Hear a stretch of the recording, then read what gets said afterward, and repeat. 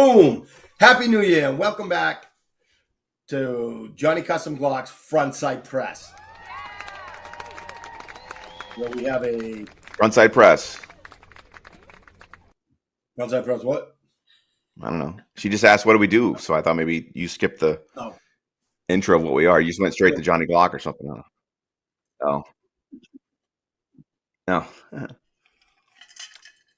So it's the first Tuesday of the month, so we're going to be talking legal stuff, right? It's great to see Jeff's smiling face back on the show here, you handsome bastard.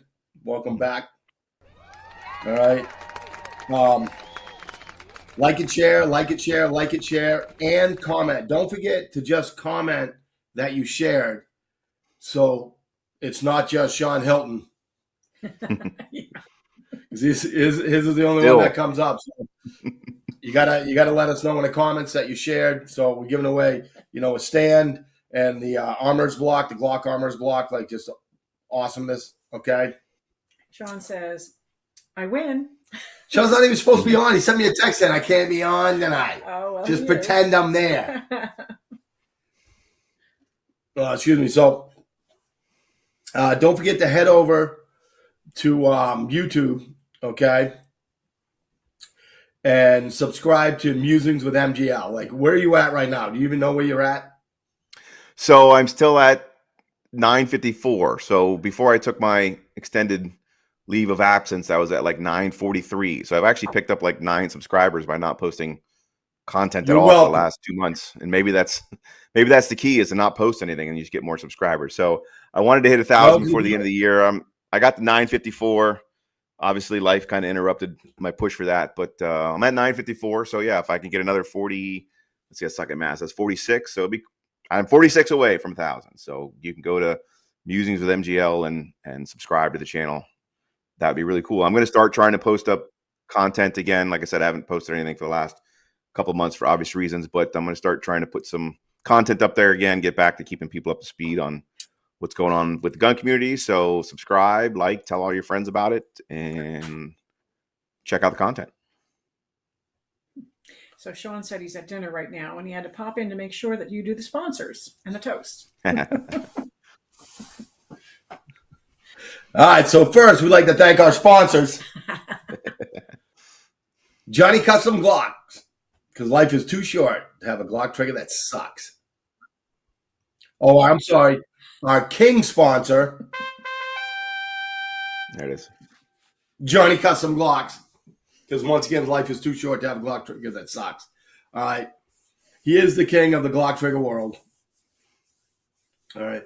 So if you got a G-Lock and you're not rocking a JCG on it, all right, you're not doing yourself any favors, I'll tell you that. I was doing a lesson, and she had to, remind me to tell you about the lesson. Okay.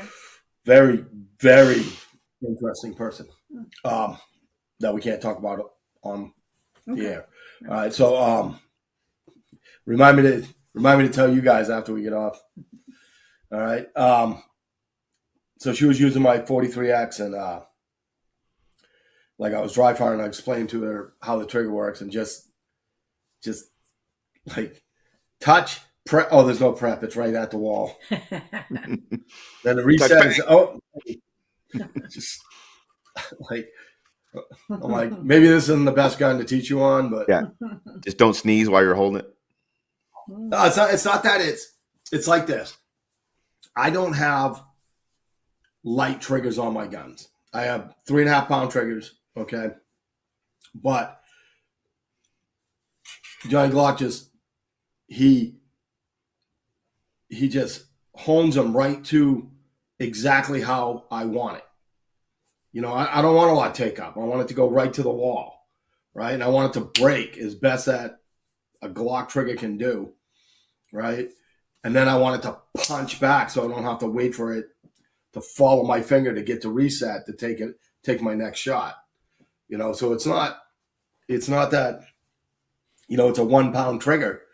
It's just absolutely perfect for what I want a Glock trigger to be, for what you can make a Glock trigger. It's just absolutely perfect. Well, hold on. It says perfect when you get it. It's literally in the name of the product. Glock perfection. Right. This Like I don't whoever understand thought his name. that up is a genius, because they're like, well, these things aren't really like shooting like a SIG or a 1911 or anything like that. Well, tell them it's perfect. They won't. They're dumb. just like, well, there is no data to support the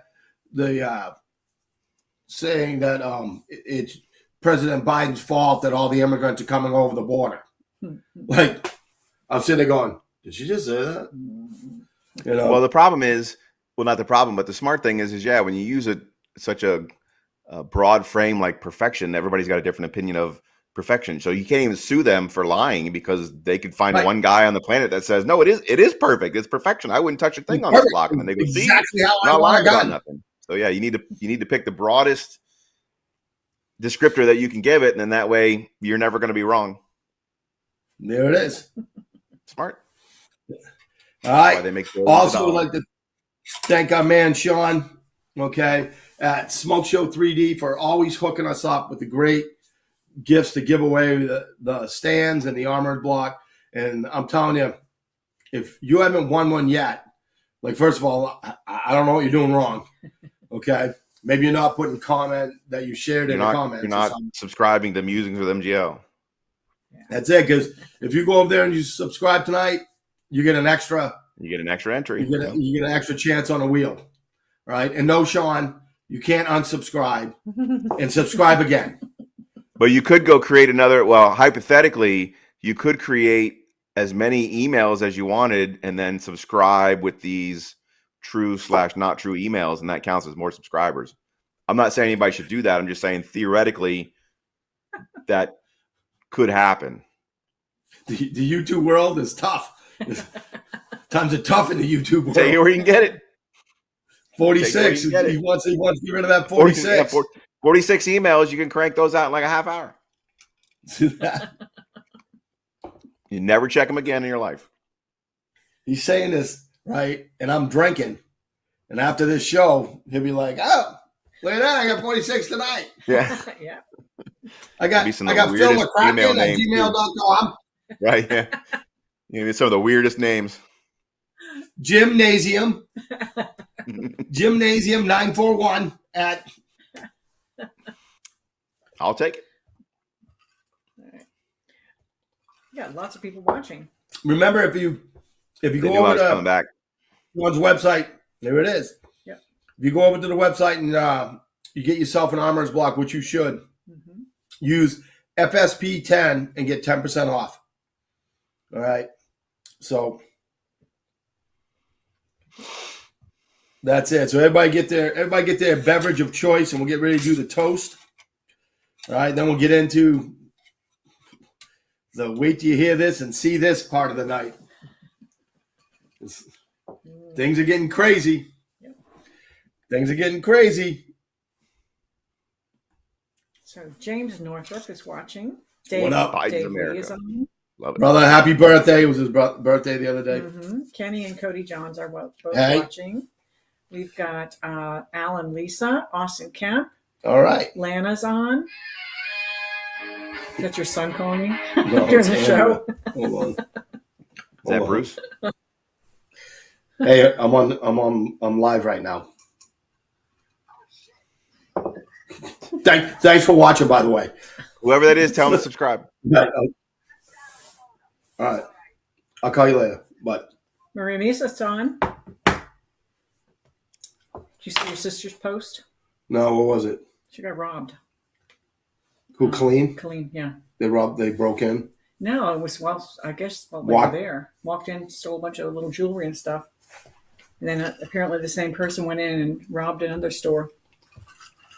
Wait, Yeah, were people there? Were people in the store? She said she saw it on the video camera. Oh. So I don't know. But the store had to have been open. Otherwise, the woman wouldn't have been in there. Right. She was wandering Well, around. that's the question, because a lot of people use the word, not to get all technical, but a lot of people use the word robbery, but robbery requires taking from a person. Like, you can't rob a business. You can burgle a business.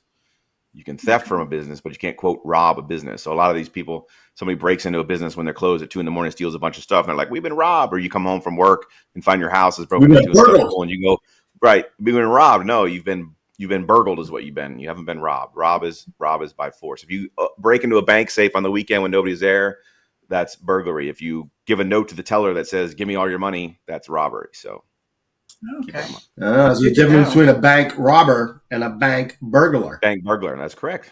Burgled, and that's just a Burglar's funnier burglar. word to say. Burgled. Sean says, "Hey, Jeff is getting all technical." Well, that's good. I like that. That's where lawyers the live, first man. Tuesday of the month.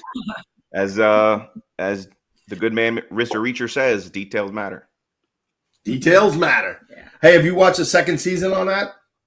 Yeah, up until it's weekly release, so I'm caught up to date. Yeah,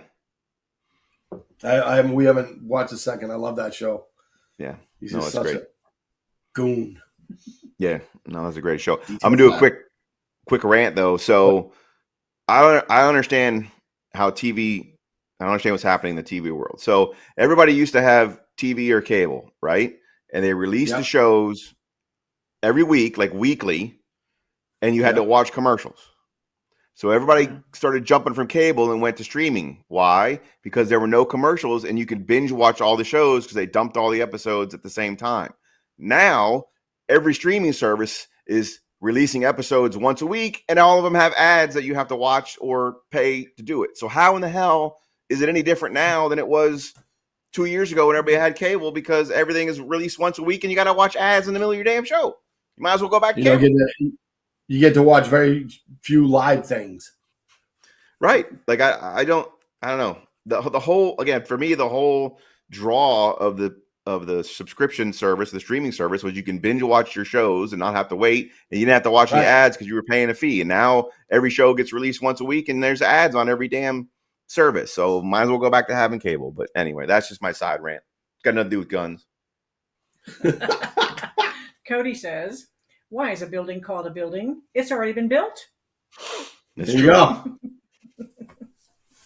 Why? Question. What's the old thing? Why do you drive or park in a driveway but drive in a parkway? Like, nobody knows.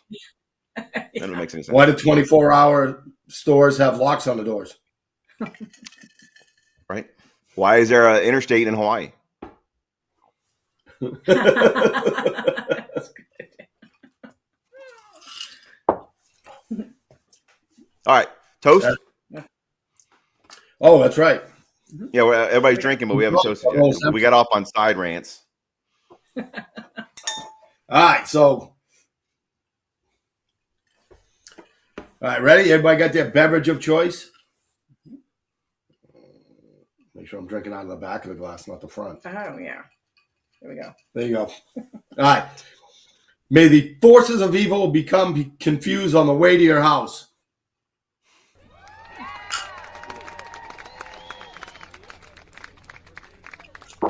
The problem is they all have ways and shit these days. They don't get confused on the way to their house anymore. The freaking GPS tells them right to get to your front door. Here's where it is. Come on in, see how that works out. Robert Garza is watching. Crazy. Robert Garza. Garza, Mhm. What up? So, Yeah. Al says Happy New Year. Yes. Yeah, Happy New Year. I guess that's true. I missed the Christmas and the New Year show, but it's not that late. It's only January 4th. Happy New Year, everybody. Happy New Happy Year. New Year. Yeah. Hope First it was Tuesday of the month. good so far. First Tuesday of the year. First Tuesday of the year. I know, right? I couldn't miss this one. That's why I had to make it my triumphant That's return. Figured first Tuesday, first of the year, turning the page, moving on, et cetera, et cetera. So, well, and then our other lawyer's sick, unfortunately. I guess Cindy's sick, right? So she couldn't be here. So you were going to be lawyerless. Can't have You that. stepped up, saved the day. Dave Lee says GPS doesn't work up here. Yeah, not even satellites can get up through in those mountains. Yeah, I know, it's crazy. So, first thing, what are we going to talk about? Superman? Yeah, we could talk about that if you want. You want to do that one first? Because the other one's going to be a bunch of rants. Yeah, the other one's gonna be a bunch of rants. It's gonna be more serious talk. So we could start with the fun stuff. All right. So, where was this? Nevada? Arizona? Where did it Yes. take place? It's in Nevada. It's basically Las Vegas area, I think. Of course, it's in Nevada, whatever the hell they pronounce it. So yeah, it's somewhere in Vegas. So, a quick little background, then we'll show the video. There's a guy out in Vegas, Nevada area, much like everybody else in Joe Biden's America. He has a rap sheet as long as your CVS receipt, and he's got multiple felonies, multiple misdemeanors, violent crimes, and he had violated his probation by threatening to hit somebody in the head with a baseball bat. And he went in front of the judge for his sentencing, right? And he was asking to stay back on probation because he had gotten off of drugs and turned his life around, et cetera, et cetera. Oh, yeah. They were having a sentencing hearing, and well, we could show the video and see how his sentencing hearing went after that.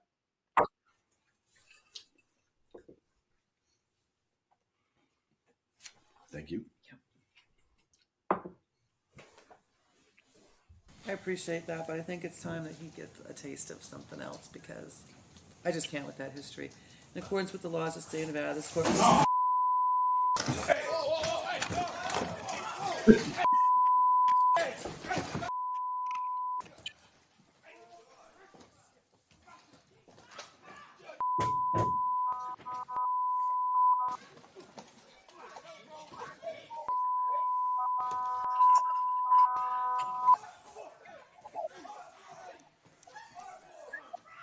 I like the the court clerk getting in his free licks there in the back while the guy's down. You Austin Judge has racked her a couple times. Look, she looks like she just ran fly pattern and got hit by the linebacker or something on that. He's out. So yeah, he didn't like the fact that he wasn't going to get probation and was going to go back to prison. And apparently, I didn't know this. I just found this out. But in Nevada, they keep those little trampolines that you see in like the aerobic centers, like right in front of judges' benches for some reason. I don't know why they do that in Nevada. I don't know if it's a Vegas thing. A lot of Cirque du Soleil people get sentenced or something out there. I don't know, but apparently they're now going to remove all those little aerobic trampolines that they keep right there in front of the judges' benches because it ain't working out for them. I mean, he was vertical, like he was up and then horizontal, like right. It was amazing. You hate to see that much athletic talent go to waste in the courtroom. Hey, your sister's watching, Linda. Hey, Ron. What I don't understand is the guy was trying to pull him back. Right. I don't know why he just didn't friggin' lock him up. Yeah, I don't know. 3 seconds. Done. No tapping. Just keep squeezing. Well, I have a question. You're ex-military, so I have a question. So what's the protocol? If there's a staff with an American flag on it, are you allowed to like use that staff to jab somebody in the face with it? Or because there's a flag on there, is there some sort of military rule I don't know about that says you can't use a military flag to poke somebody with? Or I don't. I'm going with the whole Eddie from Iron Maiden and saying like, you know, Eddie always looks like he's stabbing somebody with that thing when he's running with it. Right. You know what I mean? Right. Just want to make sure nobody's breaking the deal. protocol. If you back me into a corner and all I have is that flag behind me, like, God bless America, you're getting some. You know what I mean? Like, don't like when they got trying to put him on a stretcher. It's going to be like, don't let the flag touch the ground. Judge Janine said, that if it had been her, the guy would be wearing the eagle on the top of the flagpole. He'd be wearing it. Yeah, there you go. I like Judge Janine. Yep. That's where I stole all my trampoline jokes, is from Gutfeld. So yeah, that's a weird look. As somebody who's often in the courtrooms, I actually take a little bit of issue with what Judge Janine said during that segment, because she was blaming it on the defense attorney, because she's like, oh, he should have prepped him for the fact that he was going to prison. And so a lot of that's on the defense attorney. Well, that's not true, because I can guarantee you that they did prep that guy. What happens is, because she also said this, she's like, well, you make a plea deal and you know what your sentence is going to be. That's not what was happening here. There's two different ways you can be sentenced in a court. You can reach a plea deal where everybody says this is what your sentence is, and you walk in there and the judge just gives you that sentence. Like, that's it. That takes about 30 seconds. You raise your hand, you say, yes, I understand, and off you go. The judge has no input in it. This is what's called a sentencing hearing, which means there is no agreement on the sentence. Most likely the state attorney's office out there probably wanted the maximum sentence, which I think is 4 years, and he obviously wanted to go back on probation. So when you can't come to an agreement, you do what's called an open plea, and you have a sentencing hearing in front of the judge. And the state comes in and says, look, this is the guy's lengthy history. He should get prison. You bring in the mom and the preacher or whoever to say he's a good kid. He just needs to get his life turned back around. and then the judge determines what your sentence is. And that's obviously what was happening here, because you can hear the judge say, look, yeah, I understand he's turned his life around, but with that history, I just can't justify giving him probation. I'm going to give him something else. So, and as an attorney, what you do as a defense attorney is you tell your clients, I don't know what your sentence is going to be. That's literally the purpose of this plea, or this open plea, is I don't know what your sentence is. You obviously don't want their sentence. So we have to go in front of the judge and ask this. But you always tell them, and the judge would have told him too, in the plea colloquy before that I don't know what your sentence is going to be. We're going to hear from the state. We're going to hear from the defense. And then I'm going to pronounce whatever sentence I feel like pronouncing. So none of that's on the defense attorney, because he would have advised him that he could have gotten prison, and the judge would have advised him when she ended up taking his admission to his BOP. So he always knew prison was a possibility. He just didn't want it, I guess, and he took it out on the judge. Now, what happens lots of times in those cases, they do take it out on their defense attorney. Usually when you see these videos, it's the defendant punching the defense attorney next to him, because they usually never blame the judge or the prosecutor, because they just assume, they're doing their job. They always blame their defense attorney because it's easy to do, and they're usually standing right next to him. So none of that blame is on them. It's the closest person they can hit. Well, yeah, it's the closest person standing right there. Exactly. And then again, they can always blame them. If it's a public defender, they say, oh, you didn't care about my case. If it's a private attorney, they say, I paid you all that money and I'm still going to prison. So, right. The family always blames you when their son goes to prison because they raised him wrong. I mean, it's just part of being a defense attorney. This guy's a piece of shit. He's on parole for some unknown reason. Like, I don't even know why he's on parole. Well, I would imagine it's another felony, right? It's a felony of some sort. He had apparently had 3 violent felonies in the past, so I assume he was on probation for one of those. Why is he out? Why is this guy on the street? Here's the double funny thing about being out. So he did this to the judge, and then they granted him bail, and he bailed out the next morning. He's out on the street right now. Oh no! Yeah. Oh no! Yeah. Now that wouldn't happen in Florida, because when you get a violation of probation, they don't let you out. Number one, and number two, if anybody here ever assaulted a judge like that, no other judge would give them a bond. So like that wouldn't happen here in Florida. But in these liberal big cities and these liberal states, everybody gets out on a monetary bail, or they even let them out with no monetary bail. They just let him out and say, please come back for court. That's why this guy's got a rap sheet as long as he's got. Crazy. So I don't know. It's a weird thing. Well, and that's why in Florida, judges can carry firearms. So they're the only people. I mean, obviously the bailiffs and the cops have exceptions with firearms in the courthouse, but other than law enforcement personnel that are in the building, the only other people that are allowed to carry firearms in the courthouse are the judges. There's actually a separate exception carved out for them in the statute. So I can't carry a firearm in there. The prosecutor can't carry a firearm in there. But the judges can. They can have firearms behind them. There's old judges that used to be out in Arcadia that everybody knew were packing behind the counter. I highly doubt any of the judges that we currently have in our circuit now do that. But that reason right there is why they're the only ones that have an exception for why they can carry firearms. And I don't know, if that would have made a difference in this particular case. She didn't look like the type of person, again, who would probably train properly and possess one, because they assume the bailiffs are going to protect them in the courtroom. But that's why we have an exception for judges. That's my question. Well, and the problem is, go ahead. How many judges are actually training with their firearms? Are they training? Well, I would imagine the ones that are carrying firearms are. So you're not, you're going to have you're going to have your country style judges in the smaller counties in the middle of the state, et cetera, et cetera. They're going to carry firearms most likely to court, but that's because they've always carried firearms. I don't know if they go to weekly training or monthly training, but they certainly, I would assume, know how to use it more than your standard judges. Most of your judges are not, I'm sorry to say it, are not firearm friendly to begin with. They're usually against firearms, and even the ones that are pro firearms, they certainly will tell you shouldn't be allowed to bring one in the courthouse and all this other stuff, and I should be the only one to have one, but most of them wouldn't carry a firearm in the courtroom. So those people wouldn't get training anyway because they're scared of guns or they hate guns or whatever. We're going to talk about one of those judges here in the next segment who don't like firearms, but there's quite a few of those around here. So I would imagine, again, if I had to guess, I can't think, even the judges that they have now, like out in DeSoto County, are younger judges. They're not like the older ones that they used to have out there. That are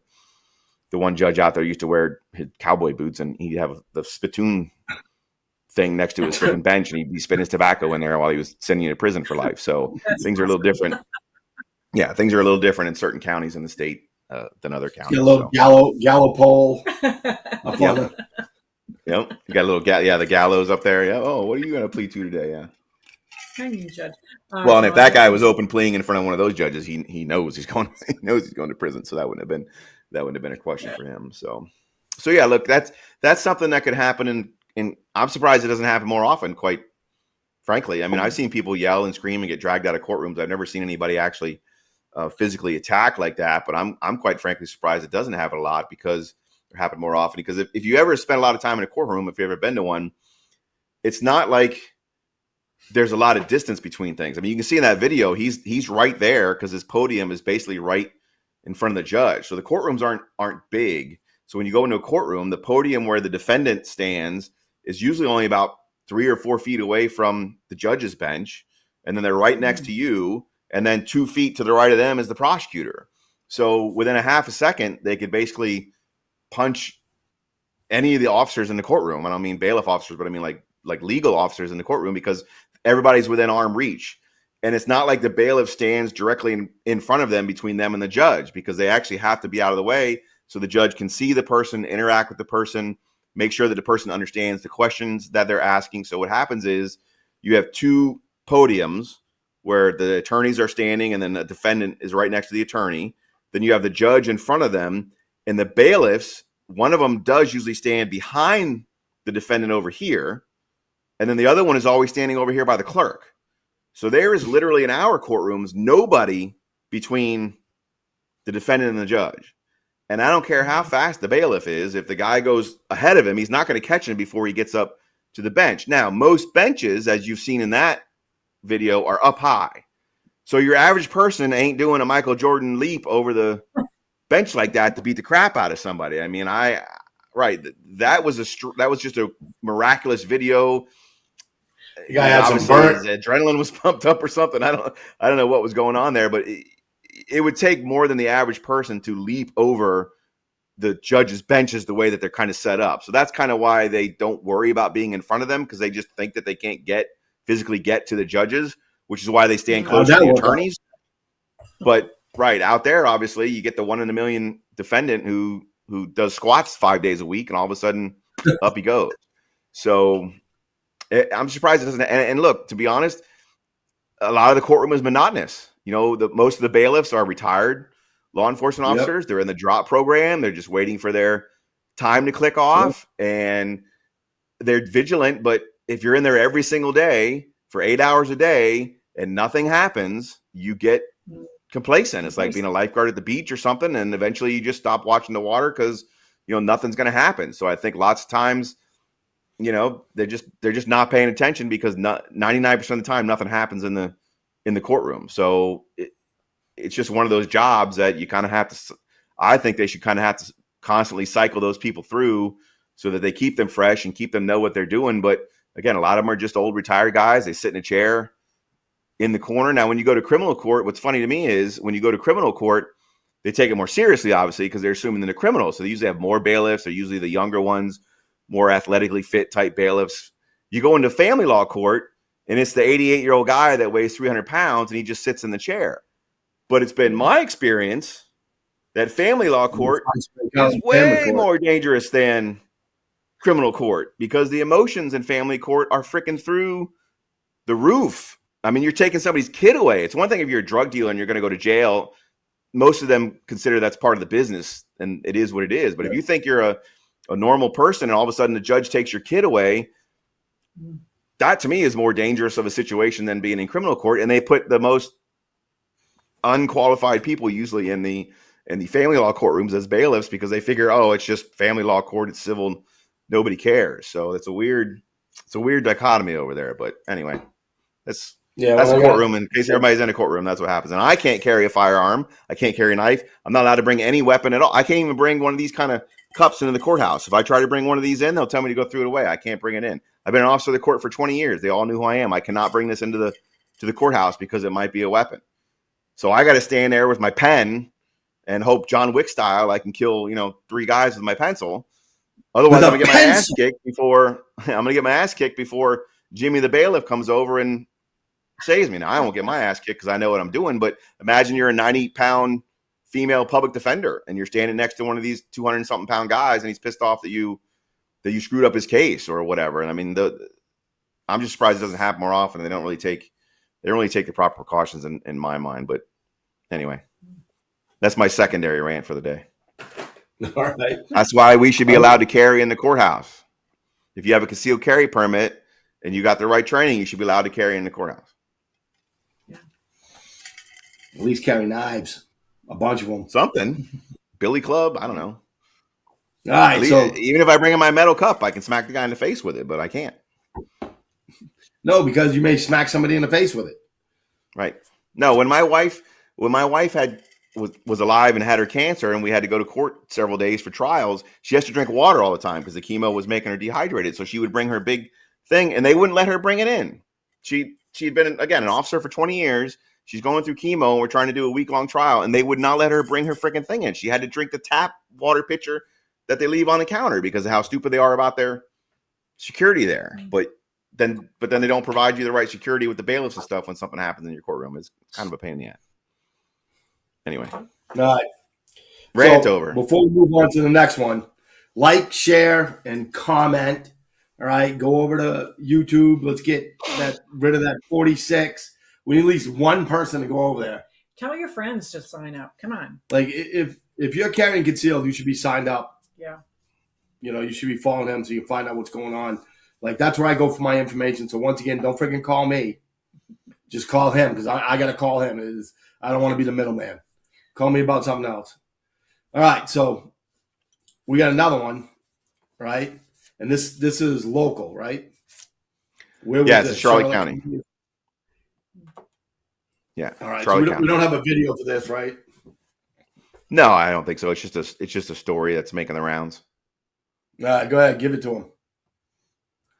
So a few months ago, there was a guy in Charlotte County who pled guilty to some felony charges. I'm not going to get into the deep nitty-gritty of the felony charges because it's kind of irrelevant to the topic that we have here. But apparently, according to everything that's written or whatever, he had maybe a mental health problem and a alcohol problem or something. I don't know. Again, I'm just going off of what's in the reports. But he pulled a firearm on his neighbor and he ended up getting some firearm-related charges on felonies. And he ended up entering a plea, not to prison or anything, but he ended up getting a plea to probation and some treatment. And when he was arrested, the law enforcement confiscated all the firearms that were in the house. So they're sitting in property down at the Charlotte County Sheriff's Department.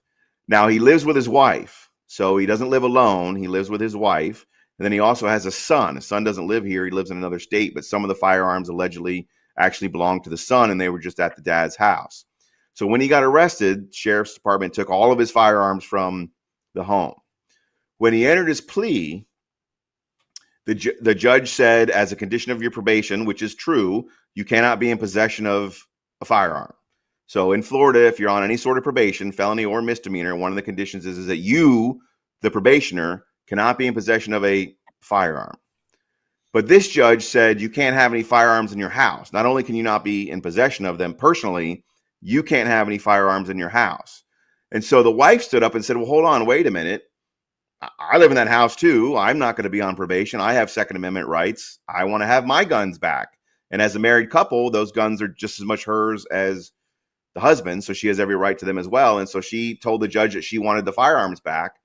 And the judge told her, no, that the firearms could not be in the house and that she had to choose between her guns and her husband. Because if she didn't agree to give up her Second Amendment rights, then the judge was not going to take the probation sentence and he could be facing 10 years in prison. And so, of course, they didn't want the guy to go to prison. So she chose her husband and said, fine, judge, I won't have any firearms. So essentially the judge ordered her not to be able to possess any firearms because her husband was going on probation and couldn't possess firearms. And so that became part of their order. And then the story kind of made its rounds locally. Florida Carry was looking into it as to what they could do with filing maybe lawsuits and stuff. Lee Williams, the gun writer, who's a friend of the show, picked up the story and he wrote a couple articles in AmmoLand. So if you go to ammoland.com, you can find his articles that he's written about it, kind of going through the whole history of the case. And then most recently, that's what, if you look at the article here, it's a part 2. So apparently their son, who I mentioned earlier, lives out of state, came down for the holidays, and he called the sheriff's department and said, hey, I want to come get my guns back because you also have my guns in that big collection that you took from the house. And the sheriff's department said, we're not giving them back to you without a letter from the state attorney's office that says we can give them back. Well, the state attorney's office said, nope. The judge said that these firearms can't basically be released to anybody, so we're not signing a letter. And then that's basically it. So the son now can't even get his own firearms back that they took because the judge ordered that no firearms be kept in the home. The state attorney's office is reading that to mean none of the firearms can be released from the sheriff's department. And the sheriff's department is saying, well, there's an order from a judge that says he can't have them. And the state attorney's office says we can't release them, so we're not doing nothing. So all these firearms are still sitting in the Charlotte County Sheriff's Office. The wife, who again has had no infringement on her Second Amendment rights, can't get them because the judge said if she gets them, he's going to send her husband to jail for 10 years. And the son now can't even get his own firearms because everybody's doing this. Like, well, I can't get it without them, and well, I can't get it without him, and then, well, I don't have any say in it. And now the firearms are still just sitting there in the thing. So the central point of the story is did the judge have the authority to impinge on the wife's Second Amendment rights by telling her she couldn't have any firearms in the home while her husband was on probation? So is there anybody that is doing the right thing? I guess it depends on your definition. Well, the answer is no, because all of them are illegally, in my opinion, keeping these firearms.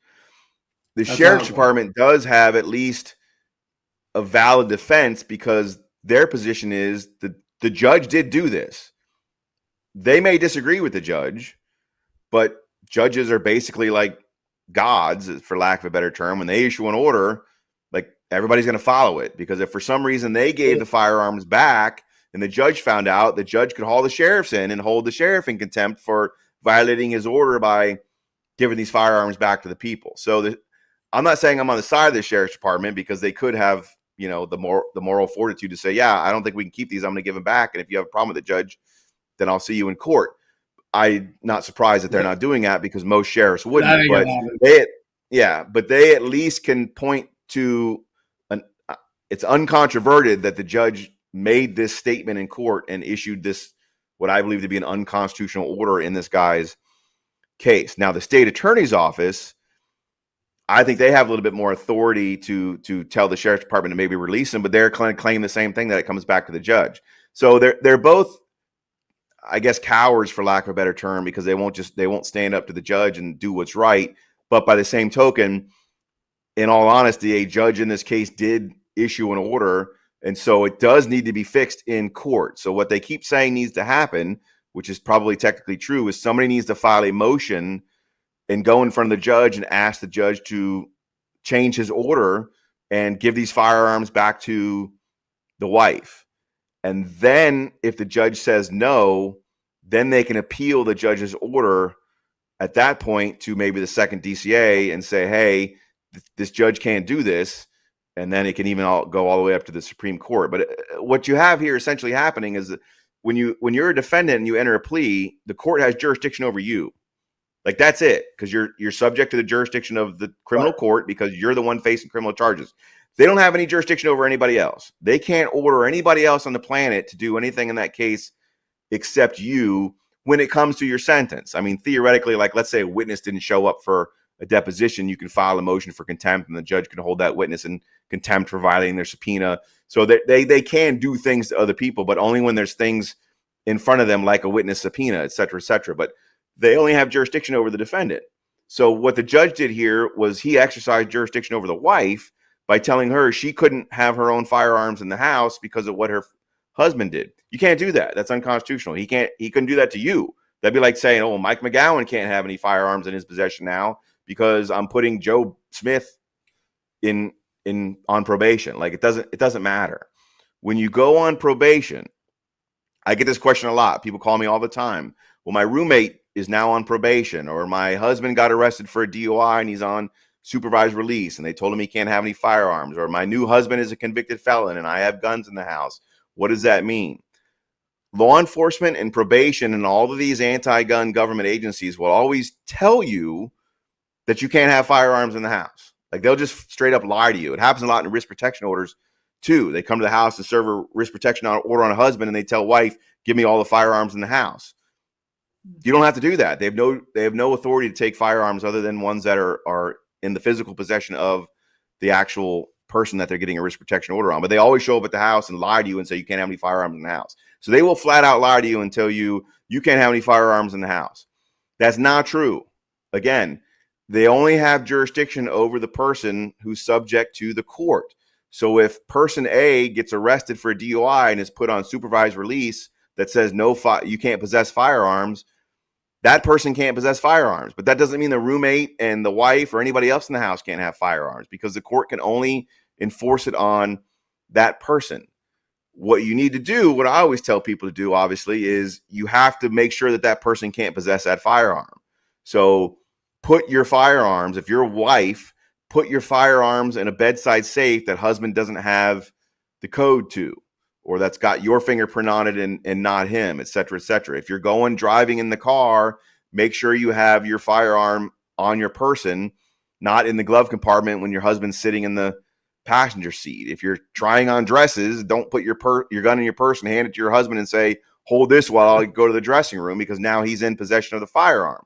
But if you're walking next to him and the firearm's in your purse, you're allowed to have a firearm in your purse. He's not in possession of that firearm. And it's the same thing in a house. If roommate A can't have a gun, roommate B can have a gun. They just got to put it in their room inside of a safe that roommate A doesn't have the code to. And if there's any question about it, the only person that gets in trouble for that is roommate A, because the only person with the obligation to not be in possession of a firearm is roommate A. If for some reason probation comes and does a search of the home, because when you're on probation, they're allowed to come do a random search of the home, and they find a firearm that's sitting on the coffee table, and they say, oh, person A has access to that, they can violate the probation of person A and say he was in possession of a firearm. Guess what they can do to person B? Dick all of fuck, because they have no obligation. Like they have no obligation to not have the other person have access to their firearm. Do they have a moral obligation as a gun owner? Probably. But as far as the law is concerned, they can't do nothing. Is that a legal term? Yes. It's in Black's Law Dictionary. Look it up. It's under D.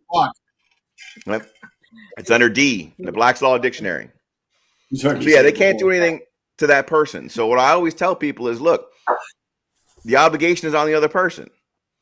If you care about that other person, and that's kind of the issue that the wives have, and if you're really afraid that the other person might get their violation or their probation revoked, and you don't even want to take that chance, so you make the personal decision that says, I'm going to go ahead and not have I'm not going to have firearms in my house for 6 months because I don't want Bill to go back to jail. Then that's a discussion you have as a husband and wife, and these are the decisions that people make, when they have suspect spouses or children or whatever, or roommates living in their home. But other than that, there's no legal obligation. That's a conversation that starts off with, I love you, but right. So it's a common problem. I'm telling you, it comes up all the time. It's a common problem. The issue here is, in those cases, you don't have an order from a judge that says roommate B can't have a firearm in the home. The orders are only roommate A cannot possess a firearm because he's on probation. This judge went above and beyond and not only placed the standard condition on the defendant by saying he can't possess any firearms, he placed a condition on the wife who he did not have any jurisdiction over, and it was an unconstitutional condition by telling her she can't exercise her Second Amendment rights. And now the sheriff's department is claiming, well, we can't give these guns back to the wife because the judge says she can't have them, and then the guns are just sitting in the sheriff's department in the locker until the guy gets off probation in 5 years. Right. So Corey Arndt says, that sounds like a judge is working right along with the anti-gun people, and that's what you call the judge is using his authority. to steal other people's property. That means the judge can also be brought up on stolen property charges. Now, is he a robber or a burglar? Right. Is this burgled? No, this was probably robbery because those firearms were taken by force. What it would actually end up being, though, is they probably had a legal right to seize them immediately upon the charge coming up. Truthfully, I actually take that back. I don't think they could, because if the allegation is he fired a Glock 19 at the neighbor, then you get to go in and take the Glock 19. You don't get to go in and take every firearm that's in the house, because it's not evidence. You can't do that. And if there was a risk protection order put in place, again, they can't take all the firearms out of the home if there's another person living there who's willing to accept the responsibility for those firearms. So what happened in this case probably is what happens with all these cases. People don't know. They panic. Somebody's in handcuffs getting hauled off to jail. You got the wife sitting there, and the cops are like, look, ma'am, you can either let us in and give us all your firearms, or we'll take you with your husband. And guess what? Off go the firearms. Like it happens all the time. I see it every day where they bully people at the scene and get people to turn over their firearms because they're scared of what's going to happen to them. And so that probably happened in the beginning. They just went in there and took all the firearms, or they didn't know what the gun was. You could maybe hypothetically make a case that the neighbor says, oh, he fired a gun at me, but I didn't get a good look at it. So maybe you go in there and, quote, take all the guns and test them to see which one was recently fired or whatever, if there's a way to do that. So you could make an argument that do that. But once they do all that and they find gun number 1, gun number 2 through 18 needs to be released back because there's no longer evidence in the case. So what I think could happen is the answer to suing the judge is going to be no, because you really can't sue judges. Your remedy for judges is to file an appeal and go above their head to a different district, and that district tells them you screwed up, overturn your thing. What you could do is sue the sheriff's department, because you could file a lawsuit against the sheriff's department for theft and or conversion, which means I took something lawfully and then I refused to give it back, and now I've converted it to my own use. So you could file a lawsuit against the sheriff's department for theft and or conversion, and then take them to court and say, you took my stuff without my permission. I want it back. You're keeping it. You've converted it to your own use. Let them come in, and the defense is going to be, I got an order from a judge, and they can drag the judge in as a witness. Like, you have to make a big stink about it in order to get him to overturn it, and then maybe the sheriff's department would give it back. Or you file a motion, as I said, in the criminal case, and go in front of the judge and say, give her her firearms back, and if he doesn't, then you file an appeal. I suspect, I'm just speculating here, that the reason that hasn't happened in this case is because they don't want to push buttons. The guy's on felony probation for 10 years. He could get off in 5 with good behavior. Is the state attorney's office and the judge going to be likely to let him off probation early if he's filing lawsuits against them and suing them for money? In a real world, probably not. So they probably are okay with pushing some buttons like articles and stuff, because you really can't do anything about an article. But I suspect it's like anything else. When they kind of got you by the balls because you made some stupid decisions and you're on probation for 10 years for a felony, and you don't want to give them any excuse to revoke your probation and then throw you in prison for 10 years and make you a convicted felon. So some people want to, make martyrs of themselves, and they're willing to risk it, and other people's aren't. That's why there's not a lot of, when you see a lot of these people that are like, how come there aren't lawsuits to overturn this gun restriction or this gun law? Well, you got to be that sacrificial guy that walks onto a campus with a firearm, get yourself arrested, and then start filing appeals while you're sitting in prison for 5 years saying it's unconstitutional to tell me I can't carry a firearm on school campuses, because you have to have standing. You can't just say, well, the law is in effect, so I get to sue. No, you got to be the sacrificial lamb who's willing to go do that and hope that you win. And if you don't win, now you're stuck in prison for 5 years. So it's easy for people to say, people ask me this all the time, why can't we file a lawsuit against the governor or against whoever for this new law that they passed? Yeah, that's not how lawsuits work. You have to have standing. You have to be directly affected by the lawsuit. So I'll be more than happy to file a constitutional challenge to the new gun law number 5. And while you're sitting in jail, I'll come visit you and get your signature on paperwork, because that's what it's going to take to file these type of things. I mean, I'm not willing to do it. I'll be frankly honest with you.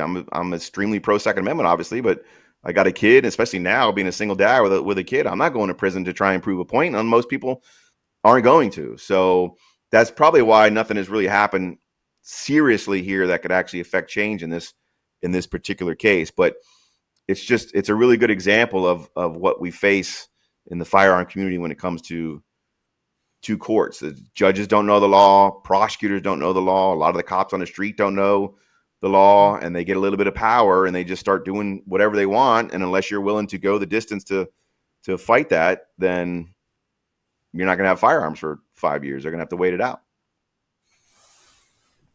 All right. So interesting story. Just remember that. But there are are ways. So I do. Go ahead. What'd you Your say? question? Bobby says, Emmy and I said, hi, I love you. Oh, that's not a question. I love you too. Yeah, that's his mom. To sum up, though, there are ways to get your firearms back. This happens a lot where people get arrested for charges, cops take their guns, and then even after their cases are resolved, they enter a plea, or even if the charges get dropped. I had a case recently where the guy got arrested. It was clearly a bad arrest. I pointed it out to the prosecutor. They declined to even file charges in the beginning, and it took me 3 months to get his firearms back from Sarasota Police Department because they didn't want to give him back. And they were citing all these weird rules and these weird laws. And then thankfully the lawyer who works for the city he's actually a really nice guy. And he's a good friend of mine. So I talked to him and we were able to work it out. But had it been maybe not me or somebody else, who knows how that would have gone. So it's not, people just assume when your case is over, the sheriff's department go, oh, here's your firearms back. Yeah, that's not going to happen. Most of them are not going to want to give a firearm back without something to cover their own ass. So they usually tell you have to file a motion and go in front of the judge to return your property, or they cite these weird statutes to justify why they're keeping your firearm. And it's could sometimes be a pain in the ass to try and get your gun back. So that's why if that ever happens to you, you should call the gun lawyers, because I'm friends and I have connections with all these different departments. I know who the lawyers are, and I know the procedures with the judges, so I can usually get people's guns back pretty quickly. But if you don't have a lawyer, or if you have a lawyer who doesn't know anything about the process, they could sit on your guns for 6, 7, 8 months. You never get your gun rights back. Did you see real quick that they destroyed? I think I told you about the case where the guy had a AR pistol and he had the brace on it, the stabilization brace. And they confiscated it unrelated to the brace. And then when he went to get his guns back, they said they'd give him all of his guns back except that one because it had a brace on it.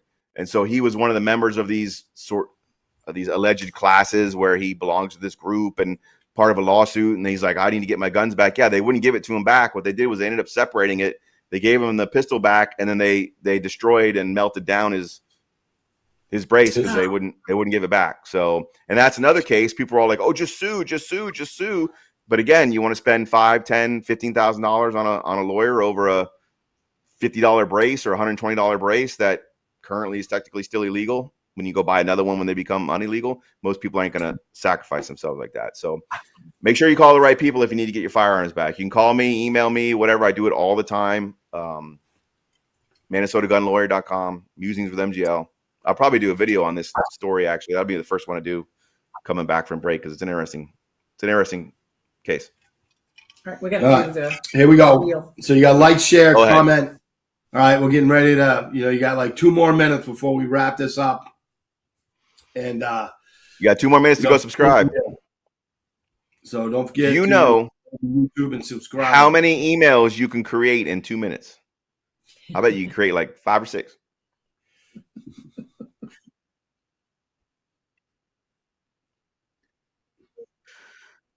And they're all Sean Hilton.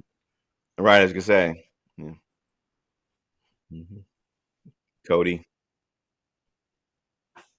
All right, so comment if you shared multiple times. Comment with how many times you shared. So while we're waiting to fix this, guess what I got my mother for Christmas?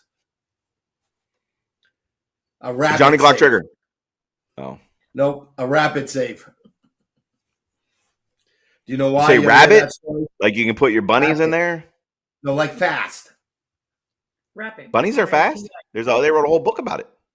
Don't talk to him. Obviously, his headphones suck as much as his internet connection. You never heard that story?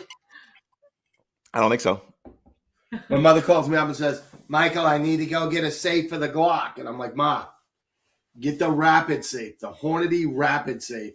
It's RFID chip, right? Don't get a fingerprint one. Whatever you do, don't get a fingerprint. Don't get a key. Don't get a combination. Get the RFID one. All right? Okay. She calls back like 3 hours later, like, I got a safe. Did you get the one I told you? No, the guy at the counter told me I should get a fingerprint one. I'm like, so I've been doing this for 37 years, and you're taking the advice of some guy that was selling bicycle tires yesterday. Like, that's awesome. You know, so I go up there. Did he also tell her that she has to keep it 3 steps away from her the whole time? Yeah, it's a 3-step. Well, she's up in New Hampshire, so they don't have a 3-step rule. Yeah. You know, so I go up there. We go up there, you know, in the summertime for the shoot, and she's like, Michael, come in here and see my safe. And I'm like, I don't want to see your stupid ass safe, Ma. You know, come on in here, get in here. I'm like, no, I'm not gonna. Michael, get in there. So you know, I'm in there doing like my 9-year-old pouty face, right? And she's like, let me show you how this works. And I'm like, oh, please do. So she starts with a me. Like, hold on, let me hold on. Let me get the grease off. Hold on. Yep.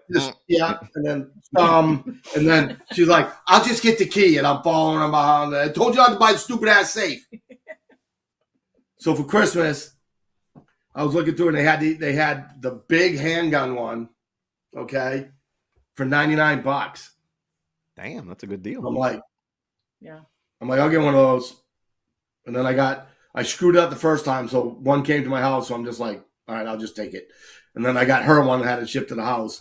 But I guarantee she hasn't had, you know, Michael come over and set it up for her.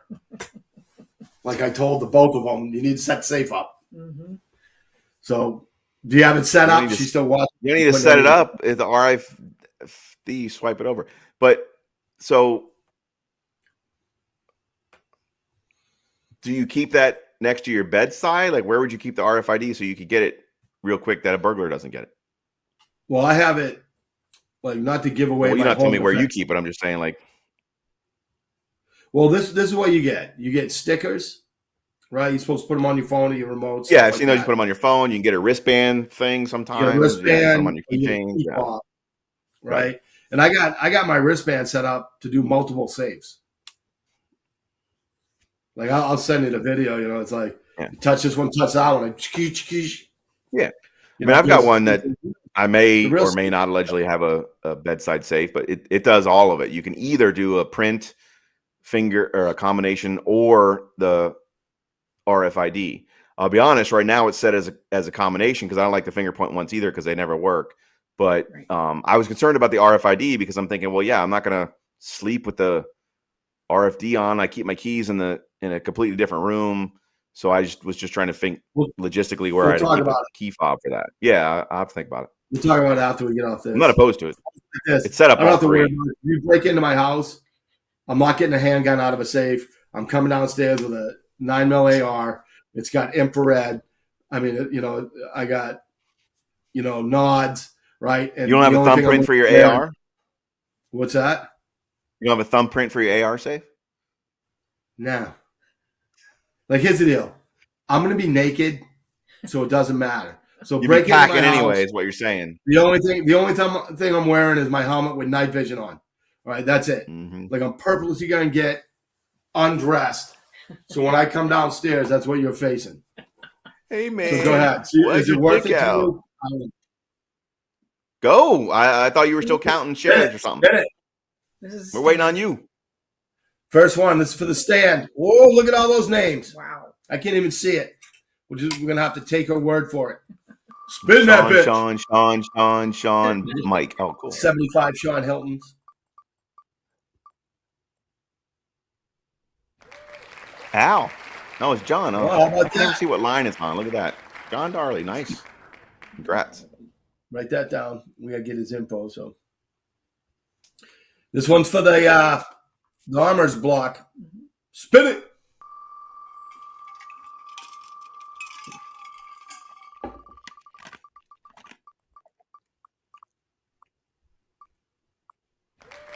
Sean Hilton. Spin it again. Motherfucker. Dick all fuck. Dick all fuck. We're getting a shirt that says that on it. Al Newman. Okay, we've got Al's contact. We have to find out John Darley's. All right. We'll find him. Yep.